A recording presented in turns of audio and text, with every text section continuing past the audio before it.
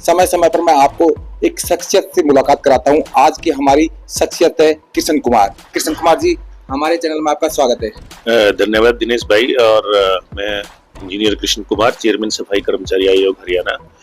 और मैं 2018 में माननीय मुख्यमंत्री जी ने ये जो आयोग हरियाणा में बनाया, फर्स्ट टाइम हमारी सरकार ने बनाया। पहले ये हरियाणा में आयोग नहीं था, पहले ये नेशनल कमीशन होता था, नेशनल आयोग होता था। तो मैं पहले तो हमारी सरकार का धन्यवाद करूंगा, क्योंकि उन्होंने जो आयोग बनाया और जो हमारे सफाई कर्मचारी है, सफाई मित्र है, उनका हम मॉनिटरिंग करते हैं और उनका कंटिन्यू मैं काम कर रहा हूँ। और मुझे बहुत खुशी मिलती है कि मैं उनका काम, उनकी जो ग्रीवेंसेस सुनता हूँ। और मैं 48 विजिट हरियाणा में कर चुका हूँ, डिस्ट्रिक्ट 3 विजिट भी मैं एक डिस्ट्रिक्ट में कर चुका हूँ। और जितने भी हमारे सफाई मित्र जो जुड़े हुए हैं, क्योंकि पहले जो सफाई कर्मचारी थे वो नगर पालिका, नगर परिषद, नगर निगम में काउंट होते थे, लेकिन बहुत सारा सफाई कर्मचारी है जो हर डिपार्टमेंट में जो कर्मचारी हैं। तो मैं उनसे डायरेक्ट इंटरेक्ट हुआ और मैंने उनसे जा के डिस्ट्रिक्ट में ग्रीवेंसेस ली, उनसे उनको संबोधित किया। और जो भी सफाई कर्मचारी है, चाहे वो हेल्थ डिपार्टमेंट में है, चाहे रोडवेज डिपार्टमेंट में है, चाहे पब्लिक हेल्थ डिपार्टमेंट में है, चाहे आपके ग्रामीण सफाई कर्मचारी हो गए, तो मैं उनसे जब इंटरेक्ट हुआ तो उनकी जो समस्याएं हैं उन्होंने मेरे को बताया और मेरे को बहुत अच्छा लगा। और उनकी हमने 80 से 90% जो सफाई कर्मचारियों की जो समस्याएं हैं वो बिल्कुल क्लियर कर दी है। उनकी तनख्वाह का प्रॉब्लम होती थी, उनकी ESI EPF की दिक्कत आती थी। तो ये जो हमारी जो सरकार का एक इनिशिएटिव था कि भाई हमारा आयोग या हरियाणा में होना चाहिए, तो ये एक कंटिन्यू में 2018 में इस पे वाइस चेयरमैन के पद पे आया और अभी मैं चेयरमैन के पद पे हूँ। तो मेरा यहाँ तक का जो सफर है, मैं आपको बता दूं कि इनके जो कर्मचारियों के लिए जो किया है, ग्रामीण सफाई कर्मचारियों में ESI EPF नहीं कटता था इनका, और एक मानदेय पे लगा हुआ था। हमारे से जो पहले की पूर्व सरकार थी, उन्होंने 3100 रुपये पे इनको लगाया था। और आज इनकी जो सैलरी है वो 16,000 रुपये के करीब है हमारी सरकार में, क्योंकि माननीय मुख्यमंत्री जी ने अभी 1.5 महीना पहले ही इनकी सैलरी 1,000 बढ़ाई। और उससे पहले अक्टूबर में इनकी सैलरी पहले 1,000 बढ़ाई। और ऐसे ही जो नगर परिषद, नगर पालिका, नगर निगम के जो सफाई कर्मचारी है उनका भी ऐसे ही मानदेय, मतलब सैलरी बढ़ाई, और वो भी अब 17 से 18,000 रुपये के करीब उनकी सैलरी है। और जितने भी जो दूसरे डिपार्टमेंट के हैं, चाहे ये अपने हेल्थ डिपार्टमेंट के, और मैं माननीय मुख्यमंत्री जी का धन्यवाद करता हूँ, कल उन्होंने एक डिसीजन लिया, 1,20,000 लोगों को उन्होंने सीधा एक सुरक्षा की गारंटी दे दी है कि भाई आप 58 ईयर तक आप बिल्कुल सुरक्षित है, और आपका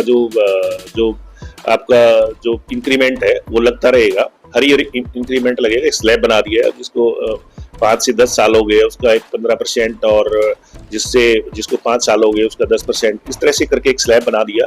और मैं उनका बहुत तहे दिल से धन्यवाद करता हूं, क्योंकि उसमें मेरे सफाई कर्मचारी भी कम से कम 20 से 25,000 सफाई कर्मचारी हैं, जो अलग अलग डिपार्टमेंट CHKR में हमने उनको डलवाया।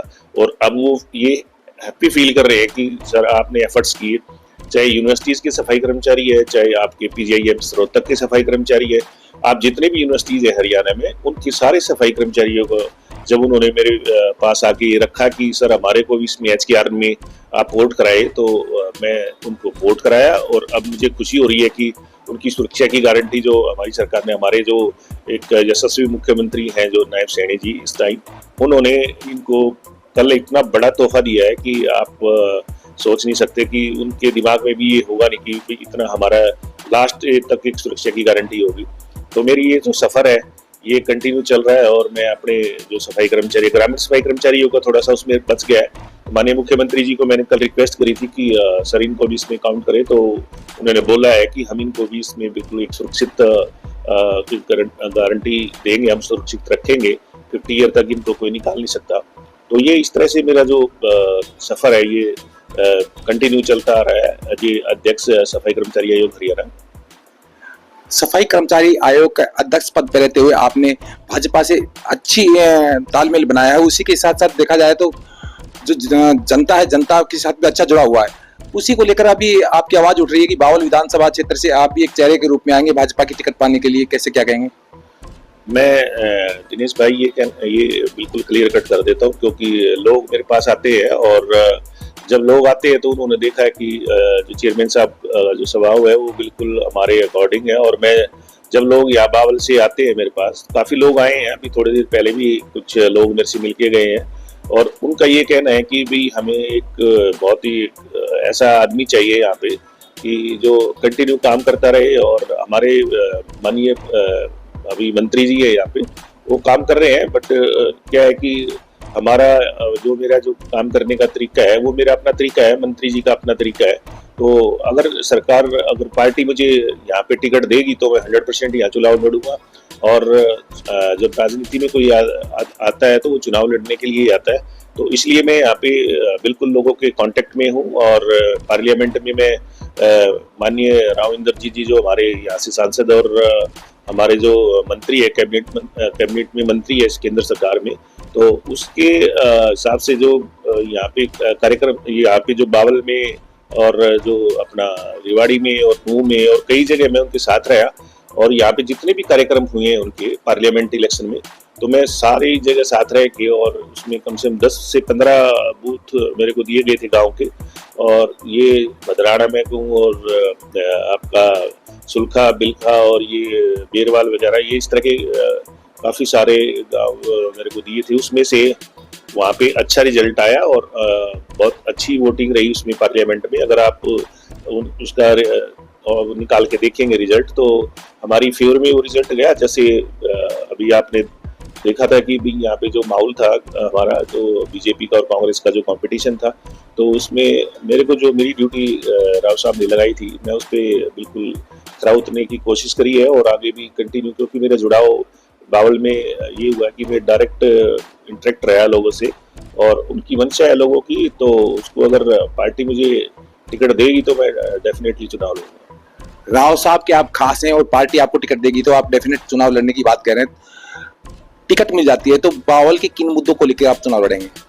बावल में काफी सारे मुद्दे हैं, और मुद्दे देखो, ये एक डेवलपमेंट का जो काम सिलसिला है ये कंटिन्यू जारी रहता है। जैसे माननीय मंत्री जी ने जो यहाँ पे काम कराए है, अगर मान लो मेरे को मौका मिलता है तो मैं भी आगे इसको निरंतर आगे बढ़ाऊंगा। और जैसे मैं थोड़ा सा मैं आपको बता दूं, जैसे राम सिंहपुरा में मैं गया, उधर आनपुर गांव गया, और इधर ओडी वगैरह जब मैं जा रहा था तो रास्ते में एक यहाँ पे एक जो डंपिंग यार्ड है, जो मेरा भी वो एक्चुअली सब्जेक्ट है, क्योंकि सीवरेज सिस्टम और वेस्ट मैनेजमेंट और ये जो स्वीपिंग है, ये मेरा जो कमीशन है, इससे बिल्कुल इसको मॉनिटरिंग करता है। तो यहाँ पे जो प्रॉब्लम देखी मैंने, वो थोड़ा सा अभी ये दिक्कत आ गई है कि उसको ठीक से मैनेज नहीं किया गया, और उसी के दरमियान जो लोग हैं, वहाँ के जो गाँव के जो लोग हैं, वो सफरर है, और वो धुआं, आग लग जाती है उसमें, और वो लोग गाँव में धुआं जाता है, और वो उसका ऐस जो जाता है, उसकी जो राख है वो उड़ती है और लोगों की घरों में जाती है। तो इस तरह का जो प्रॉब्लम है, तो मैं फर्स्ट प्रायोरिटी पे इसका समाधान कराने की पूरी 100% कोशिश करूंगा कि यहाँ से डंपिंग यार्ड यहाँ से जाए, और या फिर इसका एक कोई कंपनी अच्छी है जहाँ इसका वेस्ट अच्छे से मैनेज कर सके इसको, ताकि पावर जनरेशन हो उसकी। जैसे अभी मैं आपको बताऊं, गुड़गांव और भदवाड़ी, फरीदाबाद के बीच में भदवाड़ी गांव है, वहाँ पे भी एक डंपिंग यार्ड बहुत बड़ा हो गया, और एनटीपीसी ने उसको लिया है। इको ग्रीन के पास पहले था, वो इको ग्रीन का वो एमओयू साइन रद्द करके सरकार ने, तो अभी माननीय मुख्यमंत्री जी ने डिसीजन लिया है कि वो वहाँ पे पावर जनरेट करेंगे, और उसको जो वेट वेस्ट है, उसको जो कूड़ा है, उसको वो खाद बनाएंगे। तो इस तरह का भी यहाँ पे भी मैं कोशिश करूंगा, और मैं अच्छे से जानता हूँ इसका मैनेजमेंट कैसे होता है, बीइंग इंजीनियर।